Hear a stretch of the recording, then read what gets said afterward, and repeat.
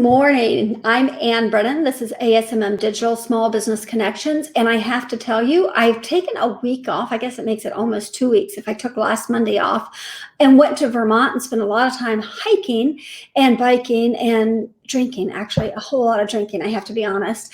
And I'm come back and I'm a little off my game. I'm feeling out of sorts this morning, like I don't know what I'm doing, but hopefully you guys will forgive me for that and understand where I am going with this. So we are ASMM Digital Small Business Connections. In just like over a month, maybe a month and a half, I guess, we're going to be changing to Marketing Moms. And this will be me and Anastasia.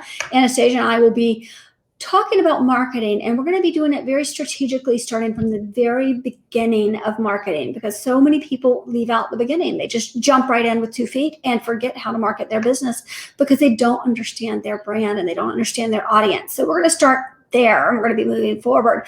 But for now, we are still Small Business Connections and we are still interviewing entrepreneurs. So we are the podcast for entrepreneurs by entrepreneurs. Our idea with this podcast was to interview people who could give you something that you can put to work in your business right away. That's our goal. We want you to walk away. Actually, what I really want is for you to walk away and call the person you work with and say, oh my God, you have to listen to this podcast because I learned something so great on it today. That's what my goal is. I want you to do that. I also want to remind you, because we are streaming live, you can ask questions. When you leave a comment, whether it's on Facebook, YouTube, or Twitter, I see that comment and I can ask our guests the comment and they can respond. They can tell you. So if you've got something, you're listening and you go, oh my gosh, this Brian Johnson guy is so smart, then ask him a question because he might have an answer for you. And that's what we're hoping you'll get out of this today.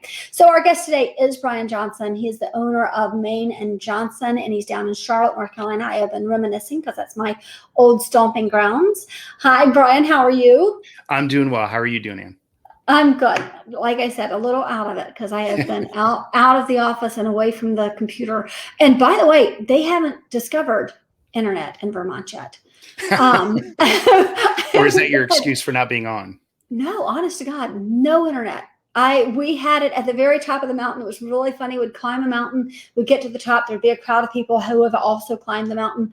And suddenly you'd hear beep, beep, beep, beep, beep, because everybody would finally have service right there. That's funny. But that was it. So yeah, the rest of the week I was useless.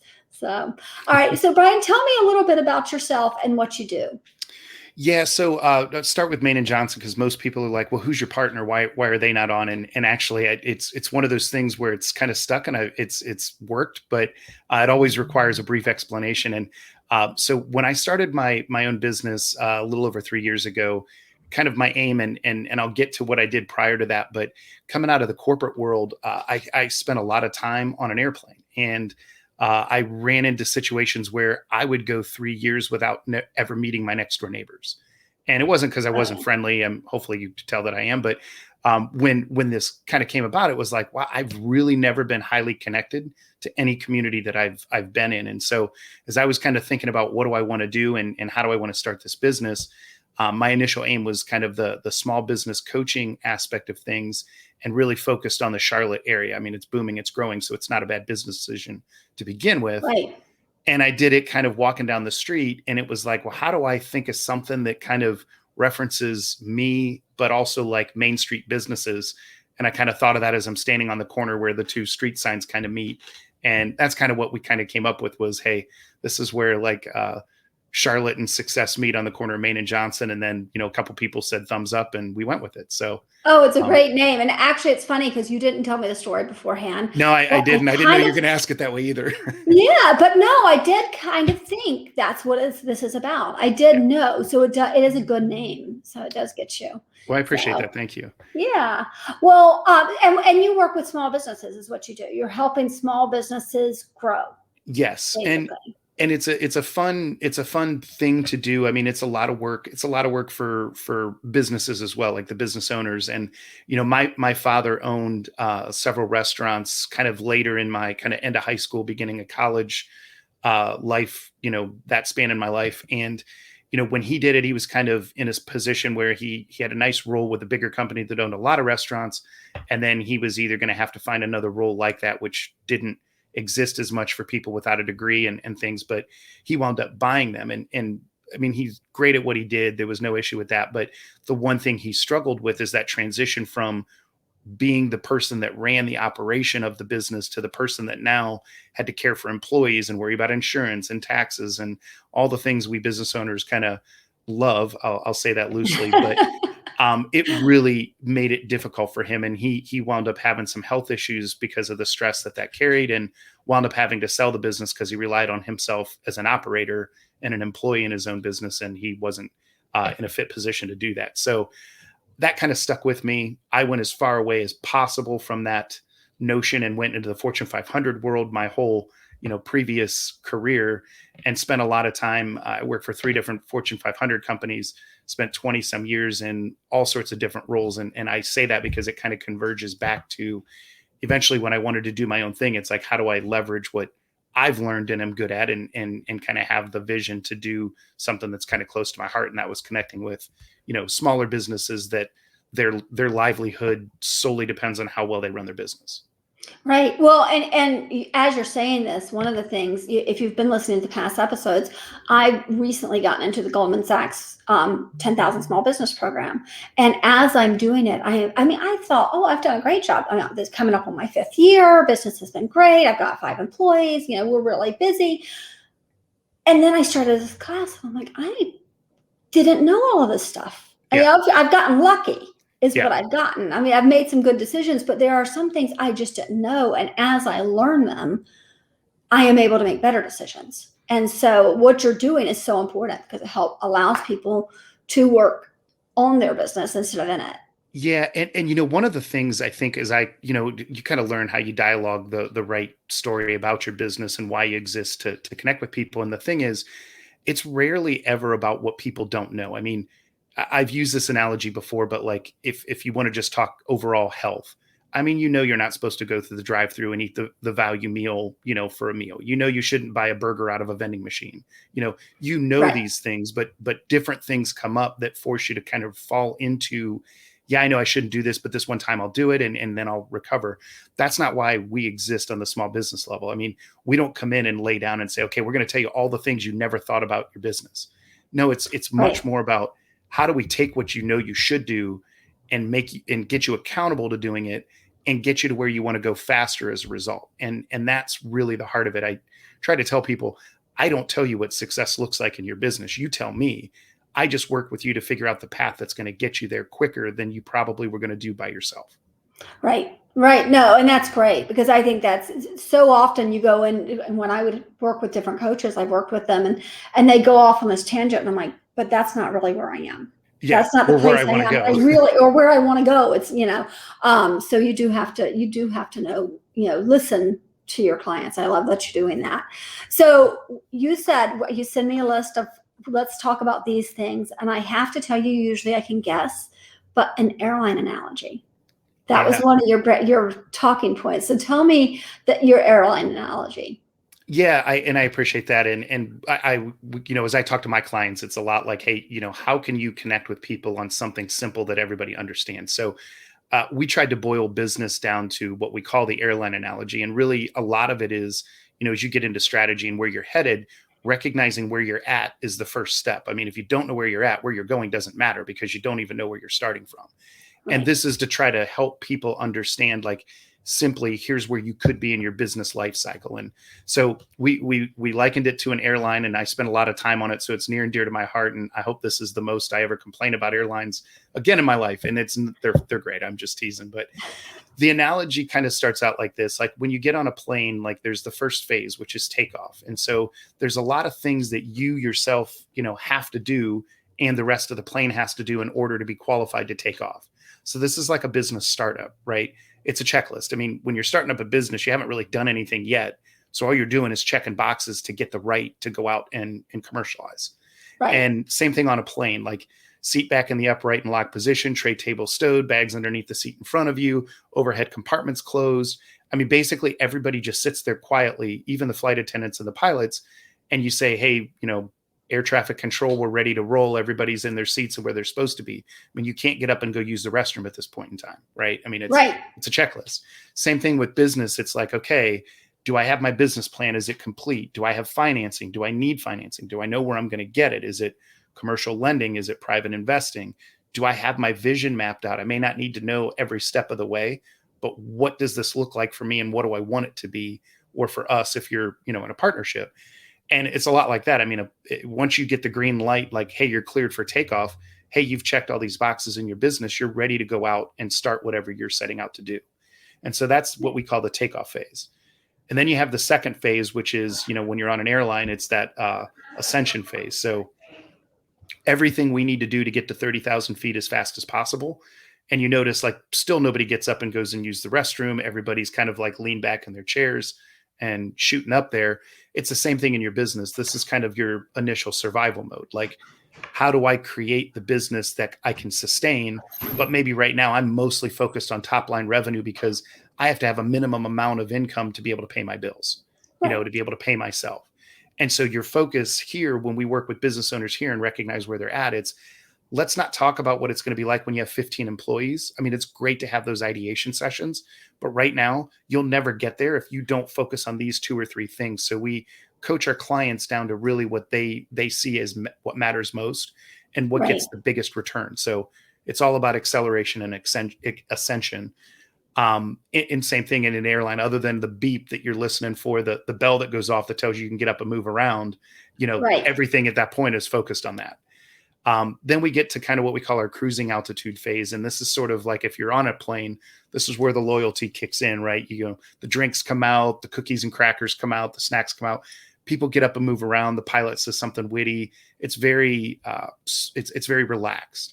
And the reason is because you're not fighting for survival. You're not trying to get to 30,000 feet anymore. It's not to say this isn't a critical time in your business. Your focus is just different. In your business, you're starting to look at efficiency and effectiveness and profitability. And how do I put it together, a customer retention program?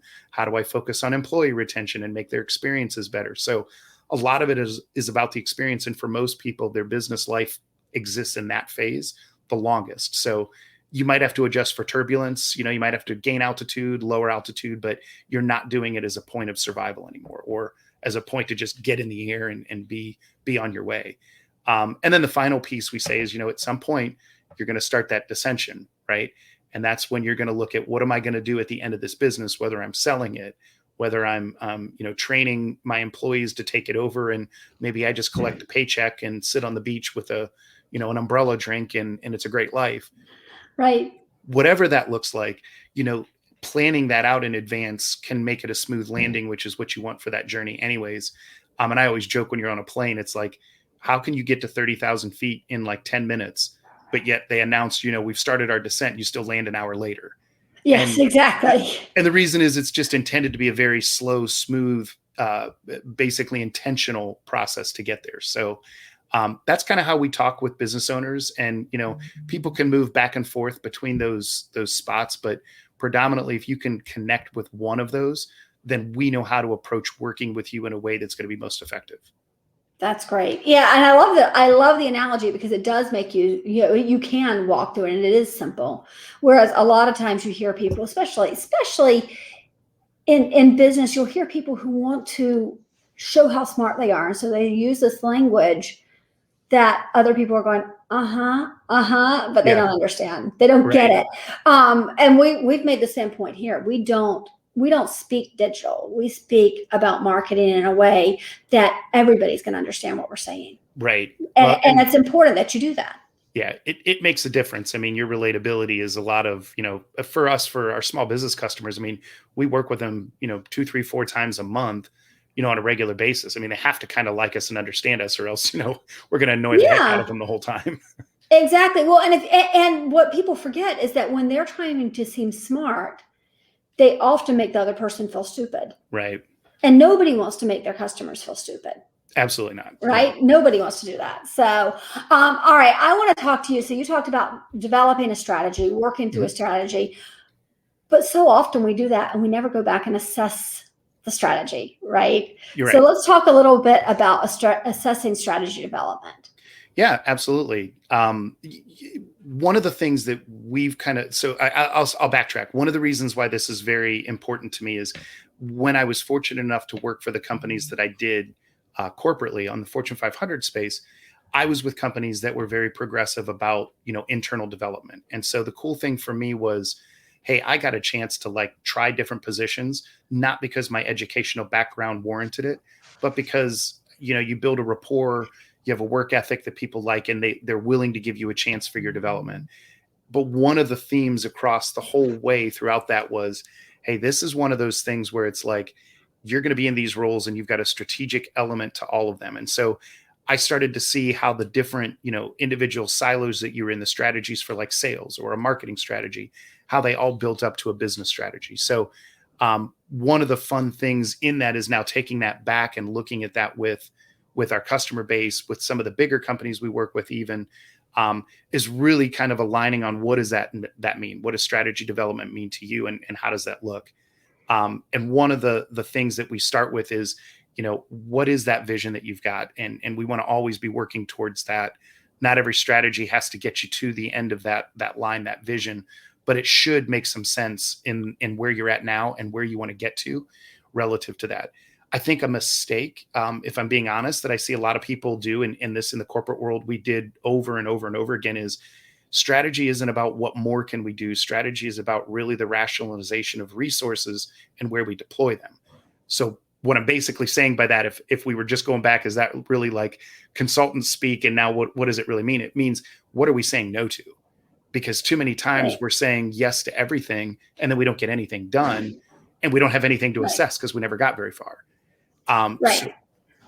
So we work through a process with customers to kind of get them to that point of, okay, here's what you do want to do. What don't you want to do to make sure that you can put the resources to that?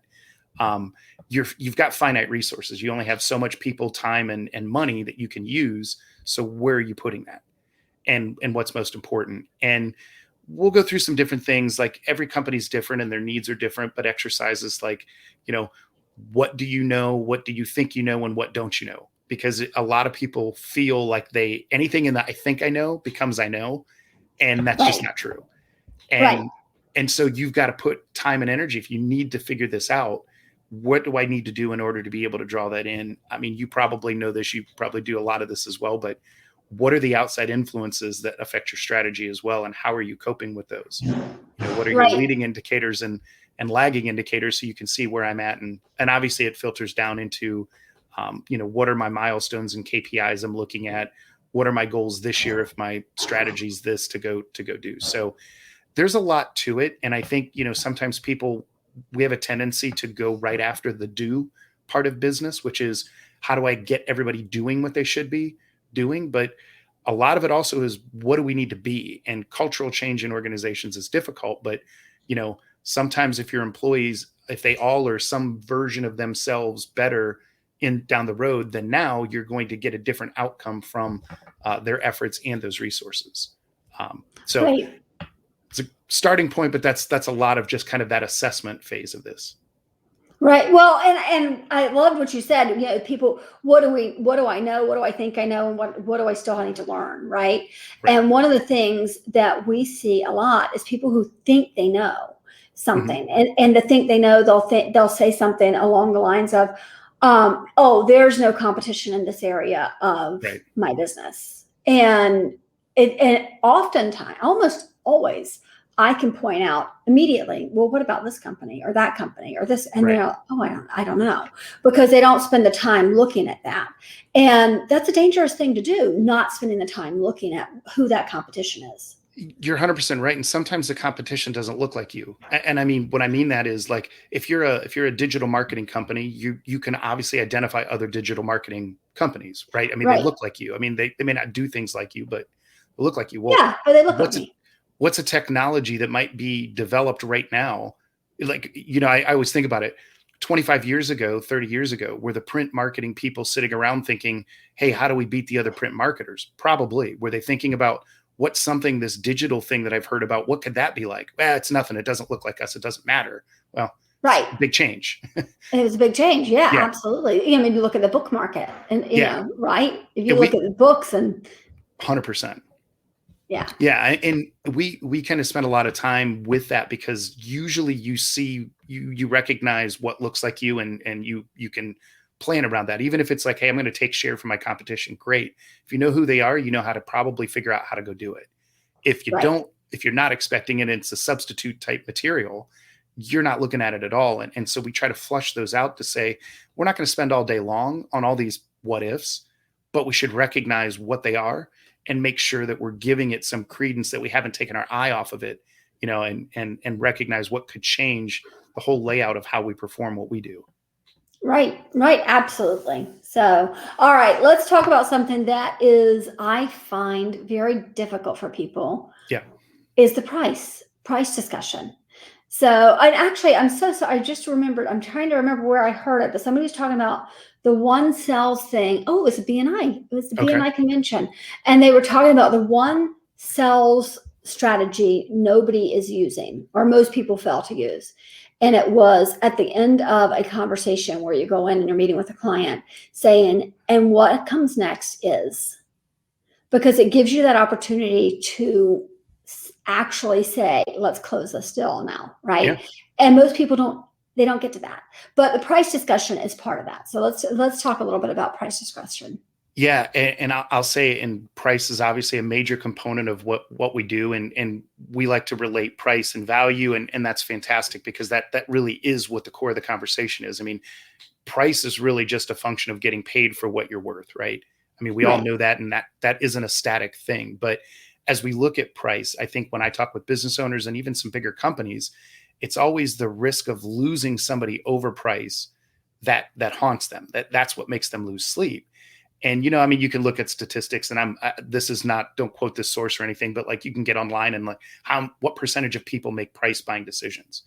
And yeah, there's some industries that are much more price focused. I mean, if you're a commodity trader, that is your main lever, but if you're like most of us, we're all trying to differentiate. We're all trying to provide value. So price becomes less of the identifier to what you do than probably what you think. And I mean, the common thing I've heard is 10% of the buyers out there make price their decision. And so if that's the case, and it's 10%, then that means 90% of the rest of the people that work with you probably are with you for a reason outside of the amount they pay you for your product or service. And knowing that is key to being able to have this price discussion. But I always think of, we go through things with companies where we do customer segmentation modeling, and not every customer is worth what they're paying to you. And it's not disparaging anybody's customer base, but let's just be honest. Some of you have customers that pay the same price as others. And this one customer, they accept everything you say, and they're so easy to work with, and you enjoy every conversation. And then the flip side of that is this other customer that's paying the same price is on the phone with you 10 times a week, talking to you about something that's not right. And it's like, this is like a 5-cent conversation. This isn't worth any of our time. Right. Right. Those people Absolutely. you. They cost you more despite their price, because you're spending time, which is money and all of that. And we always kind of say, you get those bottom end customers that when you actually calculate out and segment them out, you see that while they either need a price increase to cover the cost of us doing business with them, or let's go ahead and gift our competition our worst customers and let them know we're going to go ahead and send them your way. They're great. We just can't take them on right now. And now you've freed up space to go get customers that recognize your value and are willing to pay the price you're asking for. Absolutely. And that's the hardest thing. I mean, we've let people go, and the decision came down to you're actually costing us money. Right. And we're not making money off of you at all. And that we can't run a business that way. Right. But the other part of that was something I learned very early on, is the people who come to you and you give them a price and they come back and say, can you do it for less? I don't even continue the conversation. Right. I don't even say, no, I can't do it for less. I say, I think this probably won't work, because those are the people who are going to be the most difficult going forward. And I love that you mentioned that, because I can tie this back to the airline analogy too. So your business is probably in a spot where you have the ability to pick and choose who you work with. And that's where we all want to be, by the way. So, right. Of course we do. Yes. And sometimes when we have customers that are in that ascension phase where every dollar matters, we talk to them about like, okay, right now you're not in a position where you can start turning down people willing to pay you for what you do, but recognize that can't be the notion long term. So let's go ahead and work with them. But you're right, because in the end, if they're asking you that up front, that's a huge red flag, because they're going to ask you that question all the time. And Yes. eventually they're going to whittle you down to the point where you're like, now I just don't even want to work with them. And you're Right. not helping them at that point. They'd be better Right. off finding somebody that's willing to work with them in a price capacity and has the ability to do that than you are, because you're going to regret signing them on. Probably not going to treat them the way you'd really want to. And it's not good for either party. No, absolutely not. And what happens is that the same ones, so they may not come back to you and say, oh, well, can you do this for less? And can you do that for less? But what they do is slowly say, oh, can you handle this? Right. And so their scope creep, it just comes, it is enormous at that point. Yeah. So, I mean, in the end, while price, gets all the attention, I mean, customer profitability is really what we're after. And I mean, you want to make sure that you're in a sustainable place where I'm making enough that I can't wait to service you. Like, right. I can't wait to make everything that I offer click for you in such a wonderful way that you're going to go brag about me. And price is the mechanism that we talk about, because we don't have our cost side in line too. I mean, it's much easier to go out and tell somebody, oh, we're going to raise price, and then you backtrack from it and you just settle for like, well, okay. But when you get that margin in the right spot, price becomes more of a conduit to where you're headed, not necessarily just the simple fact of which customers make the most sense where you're at. Right. Right. Absolutely. Absolutely. All right. We are almost done, but I wanted to ask you, tell me your advice for 2021 for business owners. And is it more? Is it, just this year, you're going to give us our advice, or do you have something that's going to last us forever? Yeah. So the thing that I would come back and say, and I actually, this did not make me a prognosticator or a forecaster, but we started working a little bit towards the end of 2019 with our customer base, saying, hey, we've been in a really good market for almost 10 years now. I'm in a growing market year over year. And most of us haven't run our businesses prior to that 10 years. So we kind of get lumped into this category. And, I dealt with this early on. It was frustrating because, you talk about helping somebody grow their business and like, well, why do I need to hire you? My business is growing every year. And that's true. And I don't want to take that away, but that's like pure market growth. And what I mean by that is, if you exist in this big pie that's your market, right? And that pie keeps growing year over year, your slice grows inherently just for participating. But what Right. happens if the pie stops getting bigger? You're going to either stay stagnant, or if the pie starts shrinking and your strategy is only to go out and be available, then you're going to start losing business, because everybody is. And so what we Right. try to tell people at that point is like, we were like, hey, recession's coming. Well, okay, we missed it. Instead, it was a pandemic. Okay, so Right. change things, right? And so I think the advice is, we don't know what the future holds. We clearly now have a better perspective on, we don't have control over everything as business owners. What other strategies are you looking at outside of just participating in a growing market? Like, what's your share gain strategy? How are you going to make your slice bigger at the expense of your competition slice? Right. How are you looking at substitution? And we talked a little bit about this, like what happens when digital marketing shows up in the print marketing arena and nobody saw it coming? Like, what are the things you could go take over that could benefit from your services, that allow, even if it's not your business, but the awareness you generate, like create more people that want to be in your pie. And if they buy from your competition, great, because you just increased your market size. You can just go fight for them later if you don't get them up front. That's share gain again. So there. Right. And then what are the other like adjacencies that you could be looking at in your business? Like, I have a bookkeeper. I use this example a lot, but a bookkeeper that she really wanted to focus on her current clients. Well, how do you deal with the clients that, want to bring it in-house and do their own bookkeeping?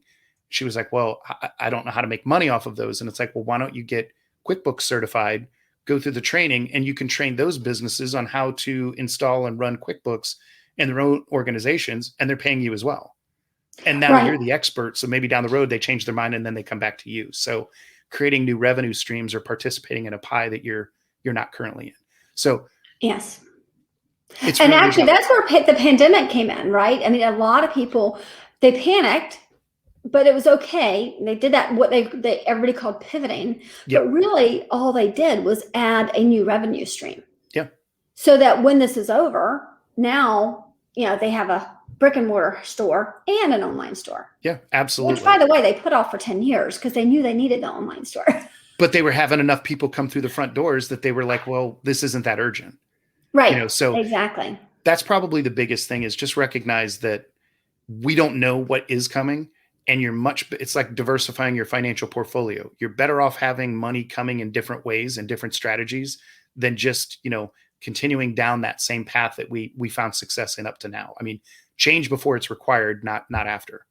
Absolutely. Absolutely. That was great advice. And it is something that so many of us don't think about. How do we make this better? Yeah, I'm a roofer. How do I put on a better roof? Well, Right. okay, maybe we don't put on a better roof. Maybe what we're doing instead is adding siding to our mix, or maybe Exactly. instead we're adding kitchen design, because you're diversifying. And I think it's something that too many businesses aren't thinking about. So that is really, really good advice. So Awesome. how do people find you?